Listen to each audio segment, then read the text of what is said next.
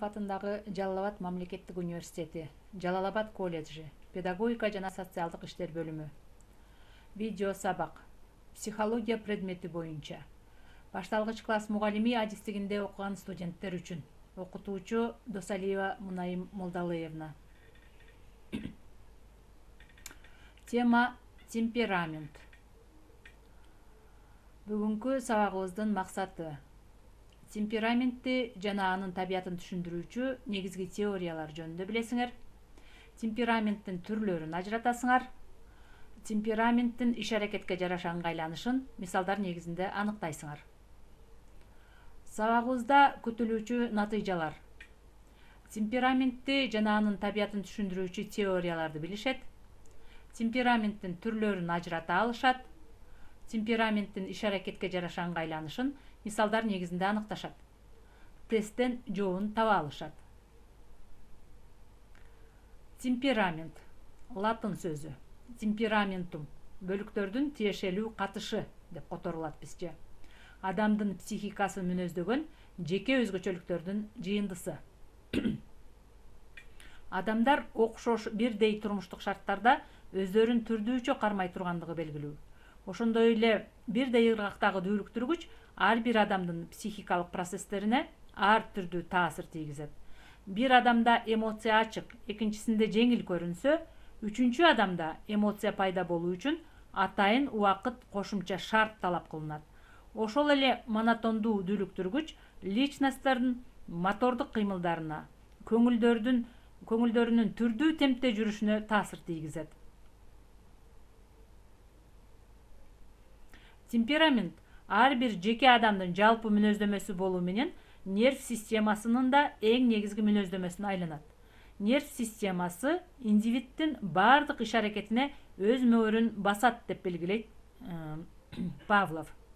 Темперамент индивиддин бардык психикалык аракеттеринде, эмоцияга, ойлоого, элестетүүгө, кеп ыргагына жана башка өз таасирин тийгизет.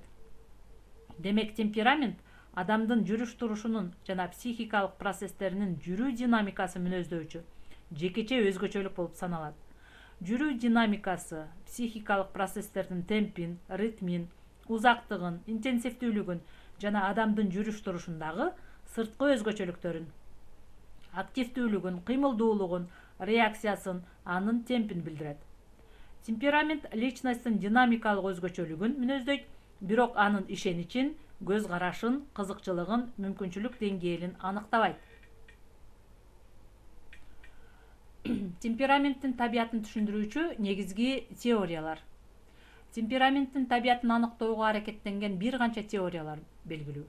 Бирок алардын ичинен белгилүү болгон эки теорияны карап көрөлү.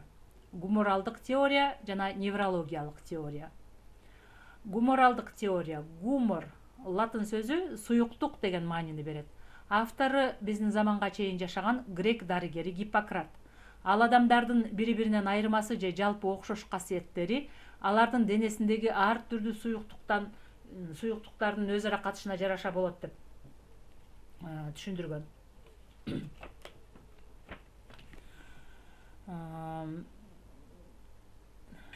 Ал эми неврологиялык теория болсо, темпераменттин физиологиялык негизин аныктоодо Павловдун жогорку нерв системасы жөнүндөгү окуусунун мааниси чоң. Мында жогорку нерв системасы тубаса мүнөзгө ээ.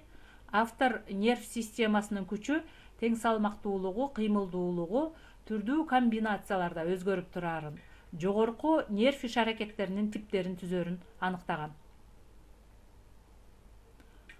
Гиппократ жана анын окуучулары өздөрүнүн идеяларына таянып, темпераменттин 4 түрүн бөлүп карашкан. Сангвиник, латынча сангвис, кыргызча кан деген сөздү билдирет. Денеде кандын абалынын көбөйүп кетишинен адамдар өздөрүн шайыр, жаркын маанайда алып жүрүшөт деп эсептешет. Флегматик, былжыр суюктук, флегма деген латын сөзүнөн келип чыккан. Денеде баш мээ бөлүп чыгарган былжыр суюктуктун суунун басымдуу болушу адамдын өз чөйрөсүнө кайдыгер, бейтарап болушуна алып келет деп эсептешет. Холерик, грекче холе деген сөздөн алынган, бизче которгондо өт дегенди билдирет. бул денеде боор бөлүп чыгарган сары өт көбөйүп адамды конфликттүү, энергиялуу болууга түртөт деп эсептешет.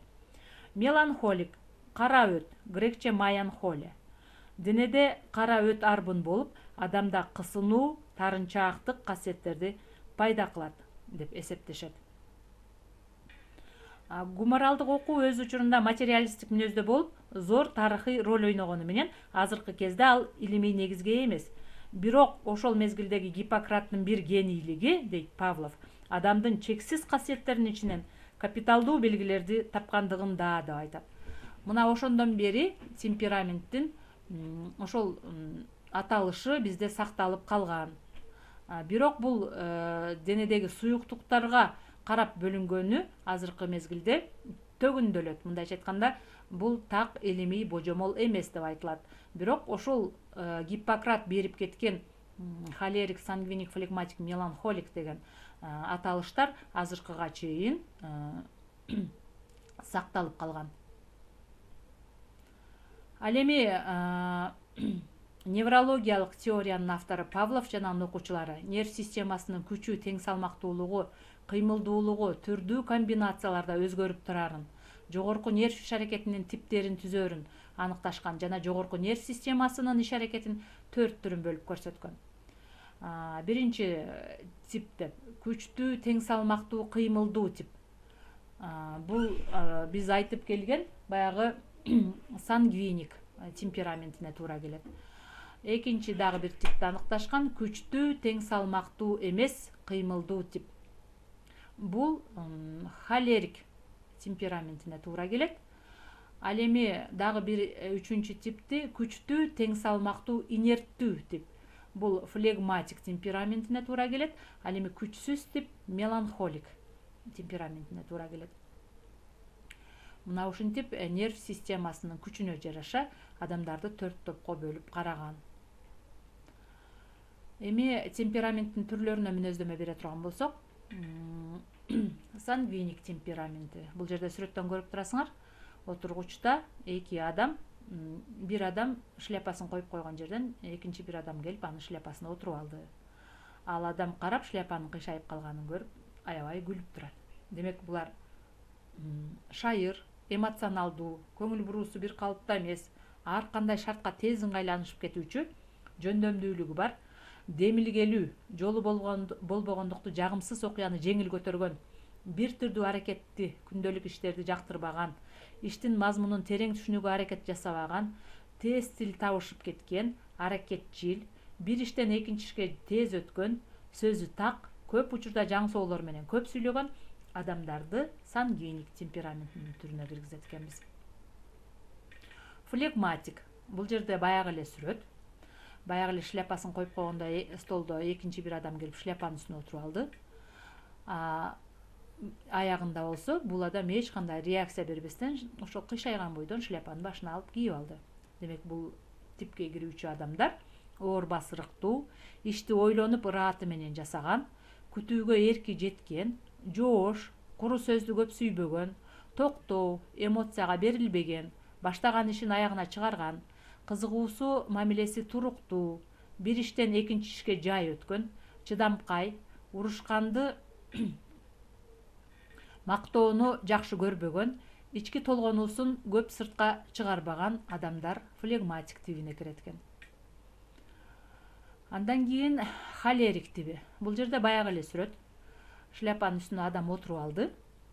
Ал эми бул адам шляпасын көрүп аябай ачууланып, баягы эмне үчүн көргөн жоксуң деп урушуп атат. Демек, холерик тибине кирүүчү адамдар кыймыл аракетти, чечимди тез кабыл алгандыгы менен өзгөчөлөнгөн, көңүлү бат өзгөрүп турган, тырышчаак эмес, каны кызуу, чыдамсыз, адамдарга жасаган мамилеси бир жактуу, катаал, чечкиндүү, бирок демилгелүү, экспериментчи, кекчил эмес, тарынбаган мүнөзгө ээ, шашылып мукактанып берилип тез сүйлөйт, курч, агрессивдүү, урушчаак, көңүлү тез өзгөрүп турган адамдар топтору холерик тибине кирет экен. Меланхолик тиби. Баягы эле сүрөттү көрүп атабыз. Шляпасынын үстүнө отуруп алды ал адам келип. Анда бул адамдын реакциясы Баягы шляпаны көрүп аябай капа болду, көңүлү чөктү, мындайча айтканда. Аябай наразы болду. Демек меланхолик өзүнүн күчүнө ишене бербеген, тез чарчаган, абдан кылдат, кыракы, тартынчаак, жаңы шартта өзүн жоготуп койгон, жеке болгонду жакшы көргөн, чечимди өзү чыгарганды жактырган, үнү катуу чыкпайт, кээде шыбырагандай сүйлөгөн, таасирге тез берилбейт, өзүнүн күчүнө ишене бербеген, тез чарчаган, абдан кылдат адамдар топтору кирет экен. Демек, биз темпераменттин түрлөрүнө аныктама берип алдык. Эми ушул темпераменттин иш аракетке жараша ыңгайланышы дейт. Темпераменттин кайсы түрү мыкты, баалуу дагы, кайсынысы начар деген суроолор турмушта көп эле коюлуп жүрөт. Мындай суроого бир жактуу жооп берүү туура эмес. Ар бир темпераменттин оң жана терс жактары бар. Мисалы, холерик тарынчаак, өзүн өзү кармай албаган, ачуулуу болгону менен өтө тырышчаак, ишти талбай ак ниети менен берилип аткарат. Ал эми меланхолик коркунчаак, кысынчаак, мамиле түзө албаган адам болгону менен өтө кылдат, боорукер, сапаттуу сапаты менен айырмаланып турат. Ошол эле учурда сангвиник темпераментиндеги адам баштаган иште ар качан арабөк калтырган шашма экени белгилүү. Бирок күчтүү дипломат, бир канча жумушту жарыш аткара алуучулук сыяктуу мыкты жөндөмгө да ээ. Флегматик үчүн өзүн курчап турган кишилерге кайдыгерлик, көңүлү суздук, өңдүү кемчил касиеттер менен бирге токтоолук, баштаган ишин аягына жеткизген өжөрлүк да мүнөздүү болуп саналат. Эми ушул турмушта туруктуу темпераменттин түрүнө ээ болгон адам кантип тигил же бул кесиптин талабына жооп берет деген суроо келип чыгат. Ошондуктан төмөнкү кеңешти пайдаланышыбыз керек. Кесипти туура тандоо, келечекке багыттоо иштерин туура жүргүзүү керек.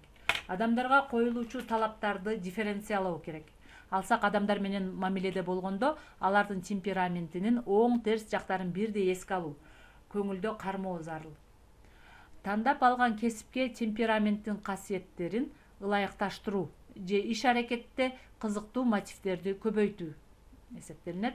Эгер ушул принциптер ишке ашса, анда тигил же бул иште адамдардын темпераменттик касиеттери анча мааниге ээ болбой калат. Эми алган билимибизди бышыктоо үчүн тесттик тапшырмалар менен иштейбиз. Биринчи, туура жоопту белгиле.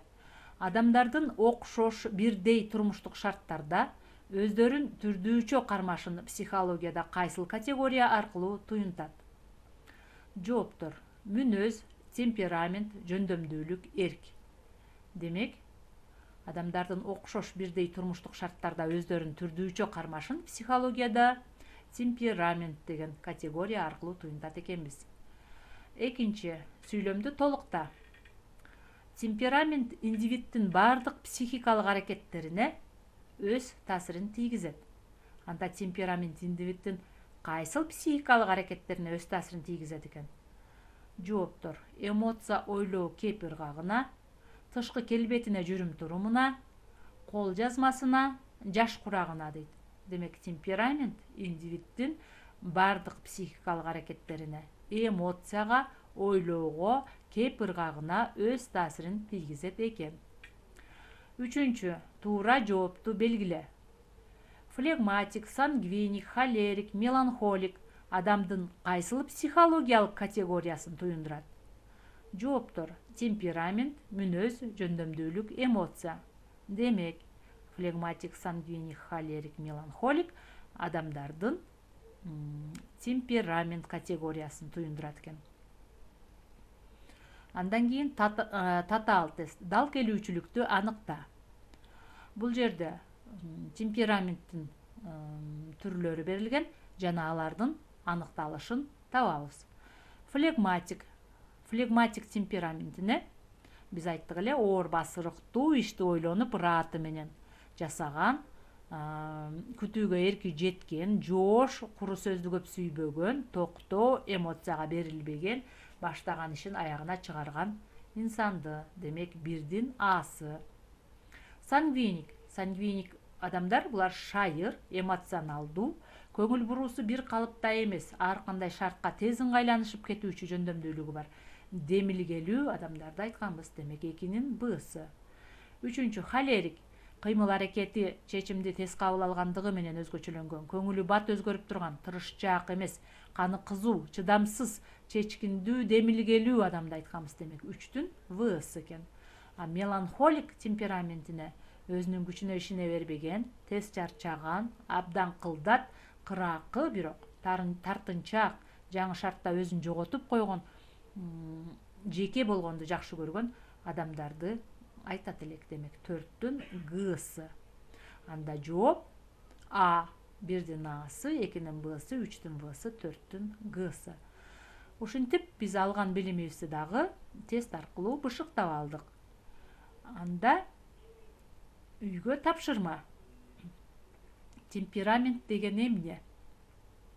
Жана темпераменттин типтерине аныктама. Кайтарым байланышты видео ролик түрүндө жасайсыңар.